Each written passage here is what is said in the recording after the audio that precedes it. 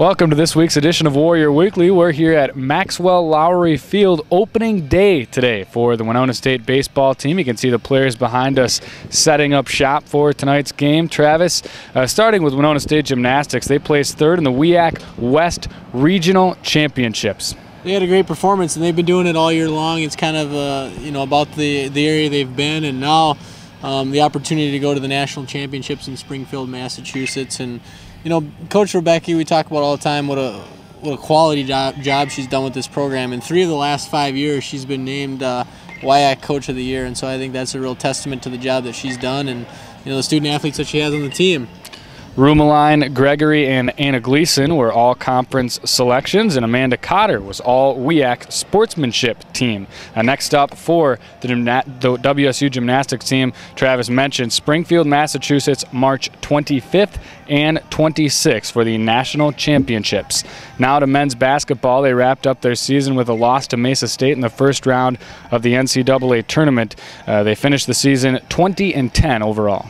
I think it's a great season for most programs when you win 20 games and you make it to a regional tournament. So certainly nothing to have their heads down about. It's not the normal Winona State team, but I thought it was a pretty successful season. A lot of young guys. I mean, a tremendous amount of student athletes coming back next year, and I think they're really looking forward to that. Unfortunately, it marks the end of 2 Warrior student athletes in David Johnson and Mike Moeller, who meant a lot to this program, who won 2 national championships. But looking back at the game against Mesa State, kind of a crazy game. We called it on KQAL, back and forth. Winona State would get up by 9 or 11, and then Mesa would battle back. And in the end, the difference was Mesa went 23 of 24 from the line and just made some critical plays down the stretch. Yeah, free throws was the key, and 33 minutes Winona State led Mesa State out of the 40 minutes in that game, so it really shows you that Winona State may be the better team, as Brady Moore said in the post-game interview, but if you don't finish the job, then it's tough. You can't move on, and Mesa State, of course, lost in their next round game, and St. Cloud State ended up winning the Central Region, and they'll represent the NSIC in the Central Region out in Springfield. Well, I think they'll do an excellent job out there. They're a very good ball club, and we've played them twice. We were fortunate to beat them twice, so that tells you how close everybody in the region was. But St. Cloud, 2 nice players, I think, an inside Force and Schneck, and then outside with Witt. But you're exactly right. Coach Moore said it. Winona State might have been able to beat Mesa State. They might be the better team, but you got to play for 40 minutes, and unfortunately they did not. Good season for the Winona State basketball team. Now to track and field. The track and field team, the women's track and field team, had 3 individuals at the Indoor Nationals in Albuquerque, New Mexico. Outstanding performances, and I'll first start talking about 2 freshmen who came up huge and were named All-Americans, and Kelly Shaw and then Mary Tyson. So tremendous outing there. Kelly Shaw came 3rd in the 400-meter dash, so just outstanding. And then, of course, Rebecca Steer has kind of been the leader of this group the last couple of years, especially going out to nationals, and she did well in both the shot and the 20-pound weight throw. So great performances, and we're very proud of them, representing us well at the national championships. Thiessen also finished 8th in the shot put. Next up for the Winona State women's track and field team, they begin the outdoor season March 18th at the St. Mary's Early Bird at 2:30 p.m. Moving on now for Warrior Weekly, going on to the women's tennis team. They finished in Hilton Head, South Carolina. Beautiful down in Hilton Head, South Carolina. They had a 2-match win streak. Yeah, they really finished the week on a high note, winning both of those in very convincing fashion. So good to see. We talk about it all year long. Their leaders, Heather Pierce at #1 singles, and she really played well. But I just felt it was a balanced attack down there. And like I said, great to get on a 2-match win streak. They played some tremendous competition down there. Teams that have come from pretty dominant conferences. So it was a good outing for them.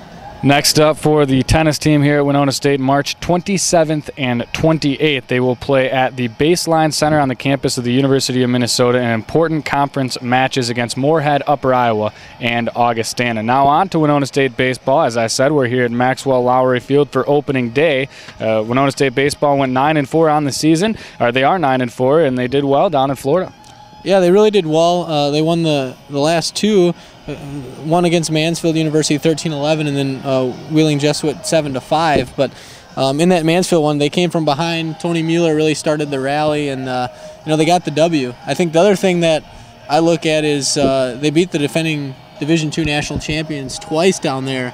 And so really a great start to the season. They're ranked in the region, is Winona State. And so good start to the year, and great spring day today for football, or for baseball, I should say. Yeah, next up, as I mentioned, opening day, March 18th, Thursday, home against St. Mary's, 5 o'clock p.m. March 27th, home against the University of Minnesota Crookston, and a doubleheader starting at noon. Second game will follow about 20 minutes after the culmination of the first game, and then the 28th, also home against Crookston, a doubleheader starting at 12 o'clock noon, right here at Maxwell Loughrey Field.